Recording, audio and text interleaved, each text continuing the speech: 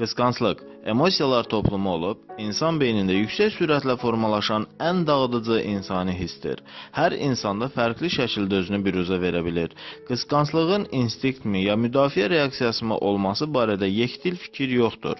Elm adamlarının fikrinə görə, qısqanclıq monoqamiyanın yaranması ilə, yəni bir insanın cəmi bir partnyorunun olması və ya bir nəfərlə evliliyindən vüsət almışdır. Buz dövründə cütlüklərin formalaşması təbii seçimdən sağ çıxmaq üçün qaçılmazdır. Əgər erkək qida ehtiyatı tədbirləri görməzdisə, nəsil yaşaya bilməmə kimi riskə məruz qalırdı. Atalıq vəzifələrinin öhdəsindən gəlinməsi, o cümlədən əldə edilən qidanın qorunması ciddi enerji sərfinə ehtiyac duyurdu. Ona görə istənilən qısqanmayan erkək başqasının uşaqlarını saxlamağa, beləliklə öz genlərinin gələcək nəslinə ötürmədən yaşamağa məhkum ola bilərdi.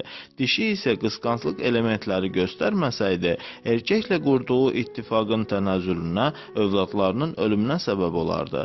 Beləliklə, qısqanclığın yaranmasını həyat özü tələb edirdi. Qısqanclıq emosional vəziyyəti qəzəb hissinin törəməsidir. Bu emosiya insanın nəzarət zonasına yadın nüfuzuna cavab reaksiyasıdır.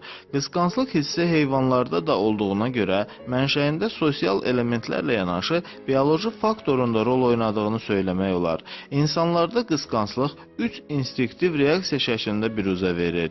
1. Heç bir tədbir görməmək. 2. Səbəbdən qaçıb uzaqlaşmaq. 3. Səbəbi radikal olaraq aradan qaldırmaq. Qısqanclığın cinsi həyata təsiri düşünə bilmək proseslərini blok edib, hissiyyat orqanlarına təsir edən konkret cinsi partnyorə qarşı cinsi hissi saxlamaqla olur. Bu hal nəzarətdən çıxdıqda isə dağıdıcı gücə malik olub patoloji xarakter alır. Yəni, psixoloji reaksiyalar cəfəngiyyatlarla yekunlaşır. Buna Otello simptomu deyirlər.